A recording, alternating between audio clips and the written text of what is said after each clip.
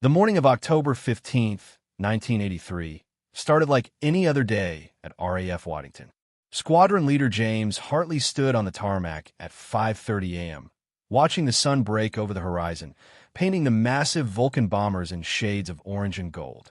These aircraft were legends, delta-wing giants that had served Britain faithfully for decades. James had flown Vulcans for 12 years, but today felt different. The orders he'd received at 3:15 a.m. had been cryptic, marked with the highest security classification he'd ever seen. Prepare 3 aircraft for immediate transatlantic flight. Mission details to follow. Tell no one. His hands had trembled as he read those words, knowing that something extraordinary was about to unfold. Before we begin, tell us in the comments where in the world you're watching from. James gathered his crew in the briefing room, where Wing Commander Patricia Reynolds stood waiting beside a covered map. Patricia was a navigator, one of the first women to reach such a senior position in the RAF, and her presence on this mission told James everything he needed to know about its importance. Gentlemen and lady, James nodded to Flight Lieutenant Sarah Mitchell, his own navigator. What I'm about to tell you cannot leave this room. We've received orders directly from the Prime Minister's office. At 0700 hours, we will depart for Washington, D.C. The room fell silent. Flying Vulcans across the Atlantic was unusual enough, but the American capital made no sense. "Sir, are we part of a diplomatic visit?" asked Flight Lieutenant Tom Bradford, James's co-pilot. Patricia shook her head. "This is not a diplomatic mission. This is a test." The covered map came down, revealing a flight path that made James's stomach tighten. They would fly directly over the Atlantic, approaching American airspace from the northeast, and then continue on a route that would take them directly over Washington, D.C. at low altitude. "Our mission," Patricia continued, her voice steady despite the gravity of what she was saying, "is to determine whether the American air defense system can detect and respond to an unannounced incursion by aircraft flying below their radar threshold. The Americans know we're coming, but only the president and a handful of senior military officials. No one else. Not NORAD, not the Air Force, not even the Pentagon Standard Defense Operations. We are testing the integrity of the most protected airspace in the world." James felt his heart racing. This was unprecedented. "Ma'am, with respect, if we're detected by American fighters who don't know we're friendlies, this could create an international incident. Or worse." Patricia's expression was grave. "That's precisely why only the highest levels of both governments know about this. The Cold War is at a critical point. There are concerns that Soviet aircraft could potentially exploit gaps in Western defenses. Last month, a Korean airliner was shot down after straying into Soviet airspace. Everyone is on edge. Our governments need to know if the Americans can protect their own capital from a surprise air approach. And they need to know now." The 3 Vulcan bombers took off at precisely 7:03 a.m., their powerful engines roaring as they climbed into the October sky. James sat in the pilot's seat, feeling the familiar weight of the aircraft responding to his touch. Beside him, Tom monitored the instruments while Sarah worked at her navigation station behind them, calculating their precise course across the Atlantic. In the other 2 Vulcans, pilots he'd trained with for years were doing the same. They maintained radio silence, flying in loose formation as England disappeared behind them and the vast ocean stretched ahead. Hours passed in tense silence. The North Atlantic in October was unforgiving, and they flew through patches of turbulence that rattled the massive bombers. James kept thinking about what they were doing, the risks they were taking. If something went wrong, if the Americans misidentified them as hostile, if trigger-happy fighter pilots scrambled without proper authorization, this training mission could become a tragedy. "Sarah, how are we looking?" he asked over the intercom. "On course, Skipper. We'll reach the American coast in 40 minutes. Then it gets interesting." Her voice was calm, but James could hear the underlying tension. At 1:47 p.m. local time, they crossed into American airspace. James had expected alarms, radio calls, something, but there was only silence.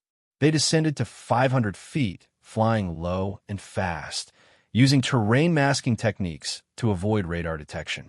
The Vulcan bombers, designed during the early Cold War for exactly this kind of penetration mission, performed beautifully. Below them, the American countryside passed in a blur of autumn colors. Small towns, highways, farms, all completely unaware that 3 British bombers were streaking overhead. "This is insane," Tom muttered. "We're inside American airspace, heading for Washington, and nobody's challenged us." James shared his disbelief. The most powerful military in the world, with the most sophisticated defense systems ever built, and they were sailing through undetected. Patricia's voice came over the radio from the lead aircraft. "All crews, maintain course and speed. We're 20 minutes from target." The target, Washington, D.C., the heart of American power. As they approached the capital, James could see the Potomac River glinting in the afternoon sun. The Washington Monument appeared in the distance, a white needle pointing at the sky. "Sarah, confirm our altitude," James said, his mouth dry. 450 feet and holding. "We're about to fly over some very surprised people." James thought about the civilians below, going about their daily lives, completely unaware that 3 British strategic bombers were about to roar over their heads. At 2:31 p.m., they reached downtown Washington. James pulled back slightly on the controls, bringing them up to exactly 500 feet as ordered. The Pentagon passed on their left, a massive geometric fortress. The Capitol building gleamed white ahead. And then, as they crossed over the National Mall, James saw something that made his blood run cold. Helicopters. Military helicopters scrambling from multiple directions, converging on their position. "We've got company," Tom said urgently. "Marine One protocols. They think we're a threat to the president." Patricia's voice crackled over the radio, no longer calm. "All aircraft, this is lead. Maintain course, but activate transponders now. Repeat, activate transponders immediately." James flipped the switch that would broadcast their identification to American radar. Within seconds, his radio exploded with urgent American voices. "Unidentified aircraft over D.C. You're in restricted airspace. Identify immediately or you'll be engaged." James keyed his microphone. "American control. This is Royal Air Force Vulcan Flight Delta 7. We are a British military training mission operating under presidential authority. Authentication code Crimson Shield 9. The silence that followed felt like an eternity. James could see F-15 fighters now, screaming in from the west, their speed incredible compared to the lumbering Vulcans. They were seconds away from being intercepted, possibly fired upon. Then a different voice came over the radio, authoritative and controlled. "RAF Delta 7, this is White House Military Office. Your authentication is confirmed. F-15s are being recalled. So you just gave a lot of people heart attacks. Proceed on your filed departure route and exit our airspace. Welcome to Washington, and please don't do that again." The tension in the cockpit broke like a dam. Tom let out a breath he'd been holding for what felt like minutes. Sarah laughed, a slightly hysterical sound that James completely understood. They'd done it. They'd flown 3 strategic bombers over the most protected city in the world, and for nearly 30 minutes, no one had known they were coming. The test had succeeded, but James knew what that success meant. It meant there were gaps, vulnerabilities that needed to be fixed before someone with hostile intent exploited them. As they climbed away from Washington and set course for home, Patricia came back on the radio. "Well done, all crews. What we accomplished today will change how both our nations approach air defense. The Americans will strengthen their systems, and we've proven that the threat of low-altitude penetration is real. But I want you all to understand something. We were allowed to succeed today because people at the highest levels trusted us, trusted our alliance. What we've proven is not that the Americans are weak, but that friendship and cooperation between allies can help us all become stronger." The flight back across the Atlantic was long and reflective. James thought about the mission, about the risks they'd taken, about how close they'd come to disaster when those helicopters scrambled. He thought about the strange nature of military service, where sometimes the most important missions were the ones designed to reveal weaknesses rather than demonstrate strength. The sun was setting as they approached the English coast at 8:23 p.m., painting the sky in brilliant reds and purples. When they landed at RAF Waddington at 9:07 p.m., there was no ceremony, no celebration. They were met by intelligence officers who collected their flight data and reminded them once again that everything about this mission was classified at the highest level. James walked back to his quarters in the darkness, exhausted but unable to sleep. He thought about all the people in Washington who had gone about their day, never knowing that history was being made above their heads. He thought about the Cold War, about trust between nations, about the delicate balance that kept the world from tipping into chaos.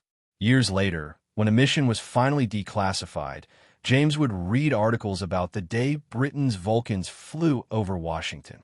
Journalists would speculate about why it happened, what it meant, whether it was a success or a failure. But James would always remember it as the day he learned that true strength wasn't about being impenetrable. It was about being willing to test yourself, to find your weaknesses before your enemies did, and to trust your allies enough to let them help you become better. The Vulcans would be retired a few years later, those magnificent bombers finally reaching the end of their service. But the lessons learned that October day would endure, a secret testament to courage, trust, and the complex dance of Cold War politics, where even friends sometimes had to test each other to ensure they were all ready for whatever threats might come.